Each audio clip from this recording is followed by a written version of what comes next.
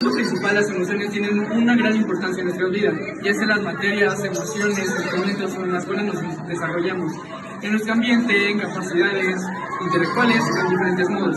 Tengamos en cuenta que las emociones se involucran de todo tipo, ya sea en la literatura, en la química y en las matemáticas. Para empezar, ¿por qué utilizamos la palabra gestionar en vez de manejar? Gestionar transmite que junto con otros se lleva a cabo para conseguir o resolver una cosa.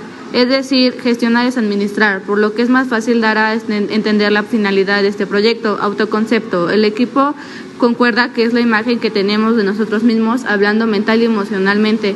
Valores. Hablamos en la ética es una propiedad de todos los objetos, incluidos los objetos físicos, como también los abstractos, de poseer un grado de importancia. Cultura de paz. Fomenta una serie de valores, actitudes y comportamientos como respeto, tolerancia, igualdad, comprensión y solidaridad. Las emociones. La respuesta de esta pregunta tiene diferentes definiciones o maneras de responderlas, pero al fin y al cabo todos estamos de acuerdo. Las emociones son las reacciones o la noción de una acción, las cuales podemos representar de diferente manera dependiendo de la reacción psicológica de cada persona. Los pensamientos. Todos concordamos que los pensamientos es la idea que surge por las diferentes situaciones o actos que el ser humano presencia, por ejemplo, una opinión. Conocemos cómo me encuentro entre una emoción y un pensamiento. La respuesta de los integrantes del equipo tiene diferentes opiniones, ya que algunos lo identifican ya cuando es una emoción llegan a ser impulsivos y cuando son pensamientos analizan las consecuencias o situaciones. Mientras que otros integrantes lo describen como que la emoción es esa conducta que se manifiesta en diferentes situaciones y los pensamientos surgen por la situación en la que está. Conozco mis emociones. Por la respuesta que tuvimos todos concordamos que sí, ya que sabemos nuestras reacciones a las diferentes emociones, sabemos cómo gestionarles. El autoconocimiento para nosotros es saber sobre cada uno, sobre nuestros sentimientos, gustos y disgustos, y por supuesto nuestras maneras de actuar y nuestras reacciones. Emociones más comunes para nosotros, las emociones más comunes son enojo, tristeza, alegría, miedo, desagrado y nervios. Controlar las emociones en las adolescentes. Nosotros estamos de acuerdo que para eso tenemos que identificar a las emociones. Claramente cada persona puede tener diferentes emociones en distintas situaciones, pero como cada persona identifica sus propias emociones, también debe saber cómo manejarlas. Y esto sirve para cualquier ser humano, así como los adolescentes. En esta parte del video vamos a explicar los medicamentos que ayudan a controlar los trastornos mentales. Avisamos que prácticamente la mayoría de medicamentos tienen un uso y definición parecidas. El aripiprazol es un compuesto químico antipsicótico utilizado para el tratamiento de la esquizofrenia, el trastorno bipolar, el síndrome de Tourette y la irritabilidad asociada al autismo. La olanzapina es un antipsicótico atípico aprobado por la FDA para el tratamiento de la esquizofrenia, episodios depresivos asociados con el trastorno bipolar y episodios agudos de manía y tratamiento de mantenimiento del trastorno bipolar. La quetiapina es un medicamento antipsicótico atípico que se usa para el tratamiento de la esquizofrenia, el trastorno bipolar, el trastorno límite de la personalidad y el trastorno depresivo mayor. Se usa principalmente para tratar la esquizofrenia o el tratamiento bipolar. La risperidona es un compuesto químico antipsicótico de segunda generación creado en Janssen Farmacéutica. El medicamento está aprobado en Estados Unidos y anexado a la lista de medicamentos esenciales de la Organización Mundial de la Salud como antipsicótico atípico. Se utiliza para tratar la esquizofrenia, el trastorno bipolar, la irritabilidad asociada con el autismo y la agresividad cualquiera sea su causa. La ziprasidona es un antipsicótico atípico utilizado para tratar la esquizofrenia y el trastorno bipolar. Puede usarse por vía oral, es decir, por la boca, y mediante inyección en un músculo. La serotonina, noradrenalina, dopamina y acetilcolina funciona como neurotransmisor. Un dato curioso es que se cree que una concentración baja de serotonina es causa de depresión. Esta parte tiene como objetivo aprender a solucionar las ecuaciones para resolver nuestras incógnitas, así como aprender a dominar y manejar las emociones, utilizando las matemáticas como herramienta y medio que se utilizan para evaluar y abordar cuestiones emocionales. En esta parte tocaremos temas serios como el suicidio. De acuerdo con una encuesta aplicada en línea para estudiantes de 15 a 24 años en noviembre de 2020, el 64% de adolescentes presentaron síntomas de depresión. En México, el número de jóvenes de entre 12 y 24 años con depresión es de aproximadamente 2.5 millones y 9.9 de cada 100 millones ha tenido ideas suicidas. Estas cifras son preocupantes, ya que en total México tiene 10.8 millones de adolescentes y más de la mitad de esta cifra sufre depresión, es decir, el 64% de adolescentes.